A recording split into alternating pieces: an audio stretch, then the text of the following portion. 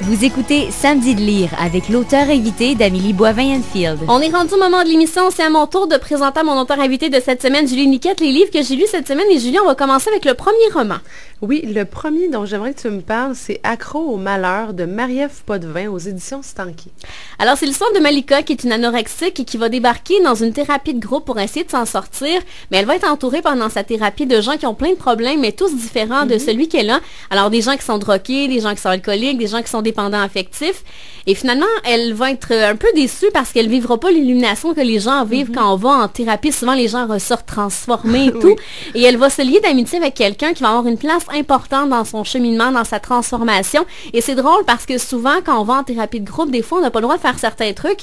Mais elle, comme elle est anorexique, elle va avoir le droit de faire certains trucs, de manger certaines bouffes parce qu'on va essayer justement de la changer, de trouver des habitudes différentes. Comme par exemple, à un moment donné, elle va aller faire la marche en montagne avec sa thérapeute et elle va un peu l'obliger à manger des chips.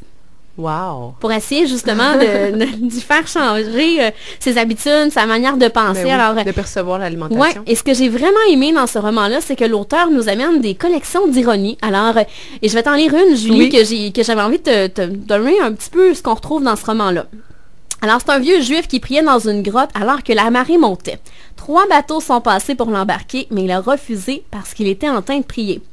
La marée a continué de monter et il s'est noyé. Arrivé au paradis, il a demandé à Dieu, « Pourquoi m'as-tu laissé noyer alors que je te priais? » Et Dieu pragmatique lui a répondu, « Je t'ai envoyé 3 bateaux, imbécile, pourquoi ne les as-tu pas pris? » J'adore. Je connais un peu cette histoire-là déjà, mais je vois qu'il y a une couleur ajoutée, un humour que je trouve vraiment intéressant déjà. Là. Alors, chacun des chapitres commence avec une collection d'ironie. Alors, Julie, tu auras beaucoup de plaisir en lisant oui, c'est mon prochain roman-là. Je le promets. Je l'ai reçu aussi à la maison. Et puis, juste la couverture est très attirante. Oui. Et puis, comme je t'ai écouté, j'ai l'impression qu'elle est unique dans sa façon d'écrire et son humour. Alors rappelle le titre « Accro au malheur » de Marie-Ève Potvin. Oui, et le suivant, c'est celui de Léa Clermont-Dion qu'on voit beaucoup dans les médias et qui écrit beaucoup. Donc, La revanche des moches chez VLB Éditeur. Et est-ce que tu connais Léa Clermont-Dion? Oui. Ben pour les gens qui ne la connaissent pas, c'est la co-instigatrice de la Charte québécoise pour une image corporelle saine et diversifiée. Léa, dans son enfance, a souffert d'anorexie. Alors, à 12 ans, elle a arrêté complètement de manger. Elle a eu plein de problèmes, justement, au niveau des troubles alimentaires. Et ça a pris plusieurs années à Léa pour écrire ce livre-là parce que elle se sentait pas trop prête à écrire ça. Il s'est passé beaucoup de choses dans sa vie qui l'ont fait cheminer. Elle a fait une panoplie d'entrevues parce que c'est un essai, La revanche des moches. Et elle nous présente plusieurs chapitres, comme par exemple un chapitre sur le corps, un autre sur le ventre, comme par exemple dans ce chapitre-là, on va traiter le cri de la faim, alors les gens qui sont anorexiques. Et elle va interviewer autant des garçons que des filles dans les différents chapitres. Elle va parler également des pieds, alors un peu comment les troubles alimentaires, les problèmes liés au poids, à ce qu'on dégage dans la vie au fil des ans, comment ça s'est passé dans la société. Parce que je me rappelle, dans les années 90, les mannequins étaient beaucoup plus rondes. Oui. Ben, en fait, Cindy Crawford était considérée comme une beauté absolue dans les années 90 et aujourd'hui, elle serait considérée comme quelqu'un qui a un surplus de poids. Et maintenant, ce qu'on encourage, c'est plus des Kate Moss.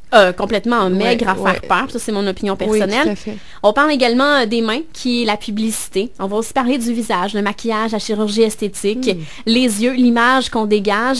Et elle a interviewé une panoplie de gens importants dans ce domaine-là, des gens qui ont été victimes justement de leur image, de problèmes au niveau de l'anorexie, de la boulimie. Alors, on interview Ariane Moffat qui a écrit une chanson sur le corps, Pierre Lapointe qui parle justement de l'image dans l'art, Dave Saint-Pierre qui est ce danseur qui est différent. Qui est différent de l'image qu'on se fait d'un danseur. Également, Bianca Gervais, qui a eu des difficultés avec son image lorsqu'elle est passée de l'enfance à la femme. Marc-André Grondin, justement, une des raisons, il nous explique dans l'essai pourquoi il s'est rasé les cheveux. Parce qu'il voulait faire tomber son tabou de beau gars. Oui, je l'avais vu au Franc-Tireur. Marc Bélan aussi, qui a souffert de problèmes de troubles alimentaires. Là, lui qui était un danseur et qui est maintenant devenu comédien. Alors, vraiment super intéressant. Ça fait beaucoup réfléchir sur l'image, sur ce qu'on fait aussi, puis une des raisons pourquoi on a une journée sans maquillage chaque année, un peu pour sensibiliser les femmes qu'on peut être belle sans avoir accès à... Est-ce que tu as trouvé ça un peu lourd quand même comme sujet? Aucunement lourd. Ah non. Et je trouve que ça sera un bel ouvrage à faire lire à l'école, peut-être au début, peut-être au secondaire ou sinon au début, là, les premières années au cégep dans un cours. Là, je pense que c'est un bel ouvrage. Peut-être pour nous éviter justement les écueils que nous, on vit dans la trentaine ou qu'on a vécu dans l'adolescence. Si on lit ça rapidement, peut-être que notre regard sur nous-mêmes va être plus gentil et plus doux. Ce que je trouvais triste aussi, c'est ça, c'est la société aussi. Je sais que dans le domaine médiatique dans lequel on travaille, souvent j'ai beaucoup d'amis, moi, qui se sont fait demander de perdre du poids pour avoir un poste, ici et ça. Ouais. Et ce matin, je lisais dans une revue à Potin, c'est drôle, mais Adèle qui s'est vantée pendant plusieurs années qu'elle n'allait jamais perdre de poids. Et finalement, elle a commencé une diète dernièrement. Alors, des photos sur son compte Instagram où elle a perdu beaucoup de poids. Mais ça peut quand même dépendre de la raison pour laquelle elle décide de faire. Tu sais, je pense que des fois, quand tu as un surplus de poids, peut-être que sur la scène, c'est plus difficile de chanter, quoi. Qu'elle fait pas vraiment de show, hein, Adèle. Mais bon, des fois, il y a une raison de santé qui nous pousse à ça. J'espère que c'est une raison positive qui l'amène là-dedans. Qu'il y a quelques années, Karl Lagerfeld, le grand designer, avait dit qu'elle était grosse puis qu'il faudrait qu'elle perde du poids. Alors peut-être qu'à force de se le faire dire... grosse, là, qu'on se le dise. Ben, elle a quand même un surplus de poids. Oui, mais grosse. Non, c'est ça. Ça se dit pas. Ça se dit pas. Puis je pense que c'est pour soi qu'il faut le faire, comme tu le dis. Oui, tout à fait. Pas le faire pour les autres. Non. Puis des fois, il y a de la pression sociale. Donc, des livres, des essais comme celui de Léa peuvent changer justement nos perceptions et les raisons pour lesquelles on se pousse à perdre du poids. Et moi, ce qui me touchait aussi là-dedans, c'est que c'est une jeune fille début vingtaine. Je crois qu'elle a 22 ou 23 ans maintenant, Léa Clermont-Dion. Et je trouve ça percutant comme ouvrage. Félicitations à l'éditrice qui l'a encouragée à écrire ce bel essai-là. Alors, La revanche des moches de Léa Clermont-Dion. J'ai hâte de lire ça. Merci. On y va avec le prochain livre. Le prochain, La vie en mieux de la grande Anna Gavalda. Et oui, l'auteur nous revient avec son genre de prédilection, son genre coup de cœur, les nouvelles. Alors, on trouve deux histoires. La première histoire, c'est l'histoire de Mathilde qui a 24 ans, qui a lâché ses études en histoire de l'art pour se consacrer à son petit emploi qu'elle aime bien.